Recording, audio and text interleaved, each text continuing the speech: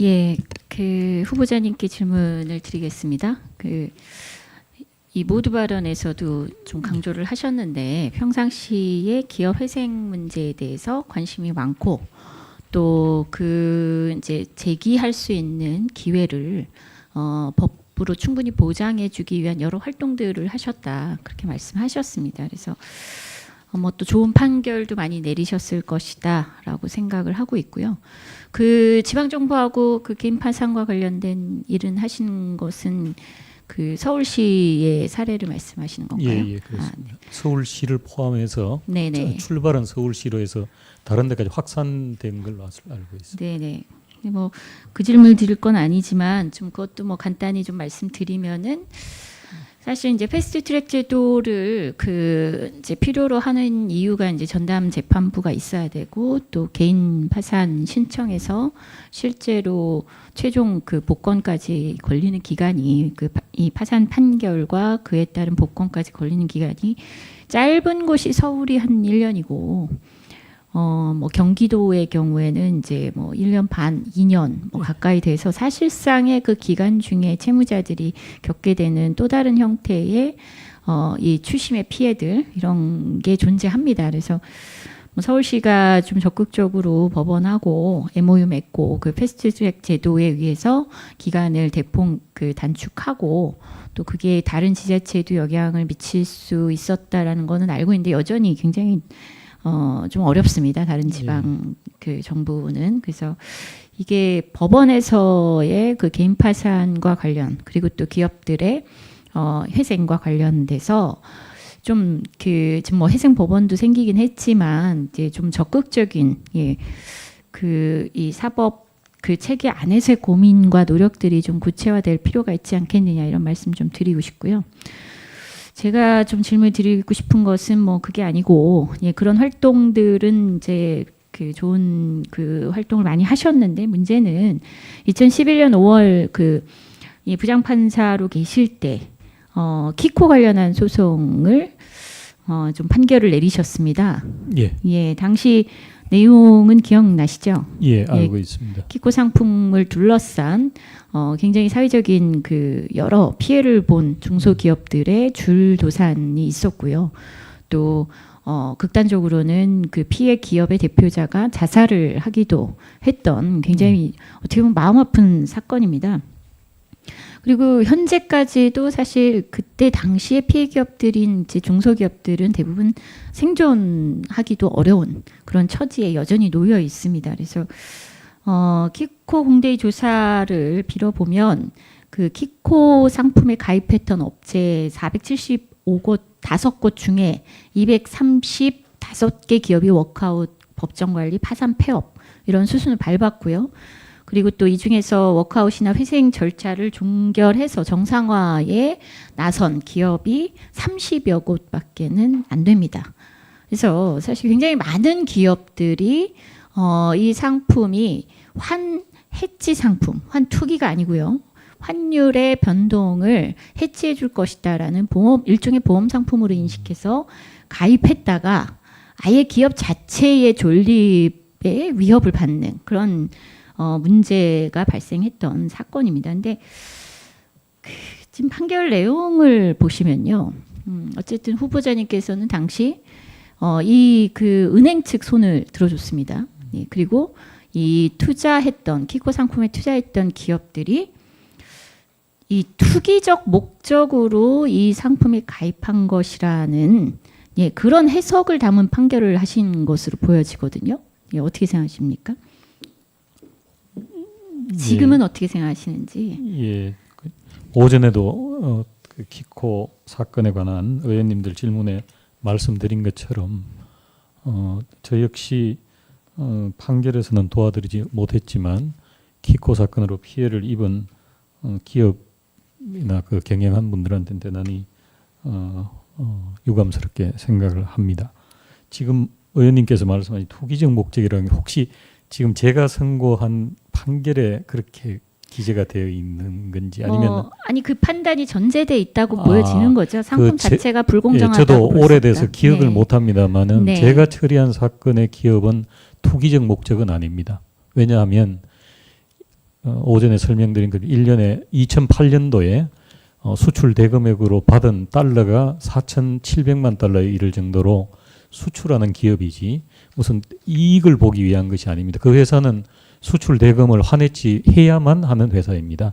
그런데 불행하게도 당시 전부 달러와 환율이 하락할 것으로 대부분 예상했는데 2008년 리만 브러더스 사태로 급등하는 상황이 되니까 피해를 입게 된 것으로 저는 알고 있습니다. 그러니까 제가 그 투기적 목적을 사실 판결에 어느 정도는 전제한 것이 아니냐 이렇게 말씀드린 이유가 그겁니다. 그러니까 은행이 일방적으로 권유한 것이 아니라고 판결문에 적시를 하셨고요. 예. 그리고 또 기업 측 계약 담당자가 스스로 판단한 후 위험성을 충분히 인식한 후 체결했다. 예. 네. 맞습니다. 근데 이제 놀라운 것은 그겁니다. 이제 또 이제 강조하신 바가 이 상품 자체가 불공정하다 이렇게 볼 수 없다고 이렇게 말씀하셨거든요. 그러니까 이 상품 자체에 굉장히 복잡한 구조화된 그런 그 금융투자 상품이다 보니 당시 이제 그 이 재판이 진행되는 과정에서 변호 측하고 변호인 측하고 그리고 또 판결을 해야 되는 법원 입장에서 상품 구조에 대해서 굉장히 많은 이제 논쟁이 있었다는 점은 알고 있습니다. 근데 그냥 복잡하게 볼 것이 아니고요. 쉽게 간단하게 봤을 때 키코 상품은 이익은 제한된 반면 손실은 무제한이었던 상품이었지 않습니까? 이게 불공정하지 않았다. 예, 불공정하다 볼 수 없다. 이렇게 판단할 수 있는 걸까요? 예. 그때도 그런 주장이 있었던 기억합니다. 특히 원고 측에서. 근데 문제는 이익이 발생하는 구간은 상대적으로 일어날 확률이 높고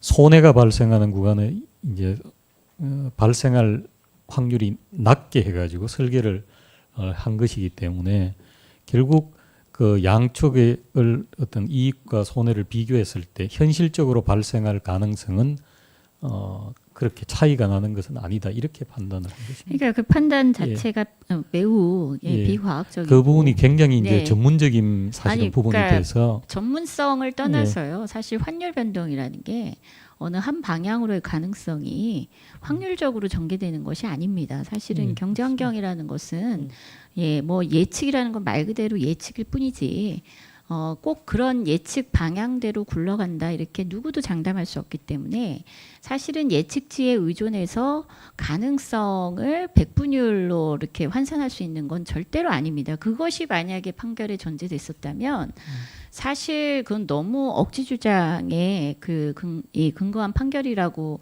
얘기하지 않을 수 없고요. 그리고 어떻게 보면은 피고 측의 이 법률 대리인 쪽의 주장에 대해서 객관성에 대한 판단을 전혀 검증하지 않은 판결이었다 이렇게 볼 수도 있을 것 같습니다.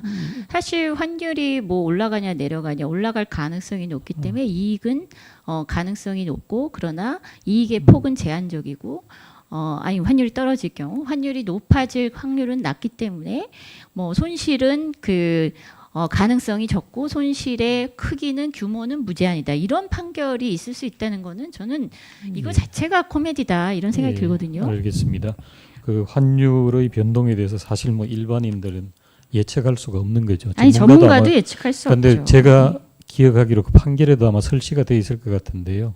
그 키코 사건이 생길 무렵에 우리나라 연구소의 8개인가 그때 제가 정확지는 않습니다. 당시 그렇죠. 연구소에서는 7군데는 하락을 예측했었습니다. 그런데 반대가 돼버린 거죠.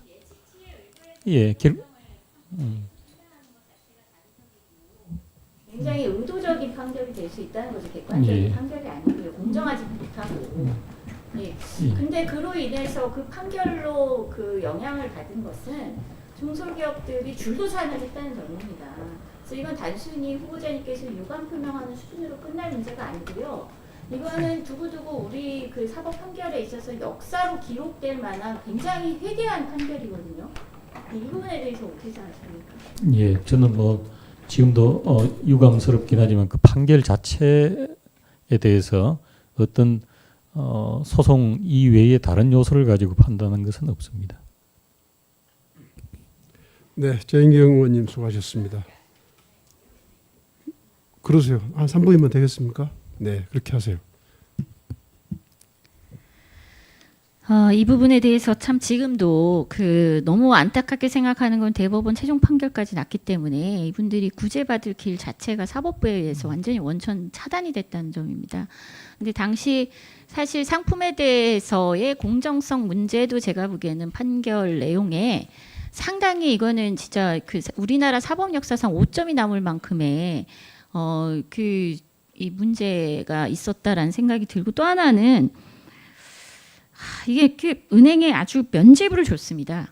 사실 법적인 실제 은행이 가져야 될 설명의 의무, 이 부분에 대한 법 조항을 뛰어넘는 면죄부를 주셨거든요. 그래서 당시 판결문에 보면 은행의 설명 정도에 비춰볼 때 적합성 원칙이나 설명 의무 위반 등의 책임을 물을 수 없다, 이렇게 말씀하셨는데 지금 후보자님께서도 당시 키코 상품에 대해서 공정성 여부에 대한 여러 이제 환율 예측치라든가 당시 상품의 설계 구조, 이익과 손실에 대한 이 공정성의 여러 문제점들에 대해서 충분히 다 이해하고 하셨는지 의구심이 들 정도인데, 이게 굉장히 복잡한 상품입니다. 그러면 이거는 사실은 기본적으로 자본시장법에 금융투자 상품에 대해서는 설명의 의무가 있고, 또 심지어 이렇게 아주 구조화된 복잡한 금융투자 상품에 대해서는 이 상품이 갖고 있는 위험성에 대해서 고객이 충분히 인지하도록 해야 되는 의무는 당연한 겁니다. 그러니까